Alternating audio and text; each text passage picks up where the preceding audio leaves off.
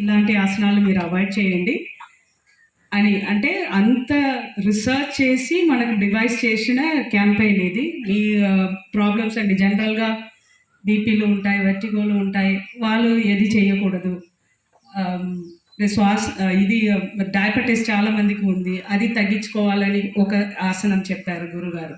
అలా మన కోసం డిజైన్ చేసిన ఇది యోగా కాబట్టి దయచేసి నేర్చుకోండి. ప్రతిరోజు ఒక అరగంటను మన కోసం, మన హెల్త్ కోసం మీరు అందరూ చెయ్యాలి అని మిమ్మల్ని మరీ కోరుకోండి. ఈ ఆపర్చునిటీ ఇచ్చిన మీ అందరికీ ధన్యవాదములు.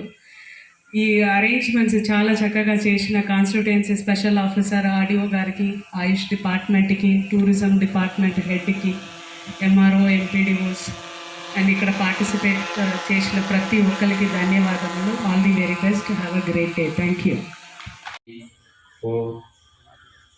భద్రాసనం చేస్తాం. నెక్స్ట్ 2 కాళ్ళు పాదాలు కలపండి. లోవర్ డిస్క్ ప్రాబ్లం ఉన్న వాళ్ళు, హిప్ జాయింట్స్ పెయిన్స్ ఉన్న వాళ్ళు చేయలేదు. మిగిలిన వాళ్ళందరూ చేతులు ఇంటర్లాక్ చేసి కాలు కింద పెట్టుకోండి. నడుము నెటారు ఉంటుంది. కాళ్ళు మూసుకొని భద్రాసనం.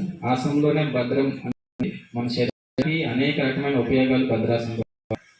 గైనిక్ కిడ్నీ మంచిదండి. చివర భాగంలో ఉండేటటువంటి కండరాలు శక్తి అవుతాయి. 5 seconds ఉంటాం. 1 2 3 4 5. రిలాక్స్. సైడ్లో పెట్టుకొని సివియర్ నీ పెయిన్స్ ఉన్న వాళ్ళు, యాంకిల్స్ పెయిన్స్ 1 సెకండ్ ఆగి శ్వాస తీసుకుని వదిలిపెట్టి మళ్ళీ ప్రారంభించండి. ప్రయత్నం చేయాలి అందరూ కూడా. కపాల నాడులన్నీ ఉత్తేజితమవుతాయండి. శరీరంలో ఉండేటటువంటి చెడు వాయువులన్నీ పూర్తిగా నెట్టివేయబడతాయి. నాడీ వ్యవస్థ మెరుగుపడుతుంది. అతి నిద్రతనం పోతుంది.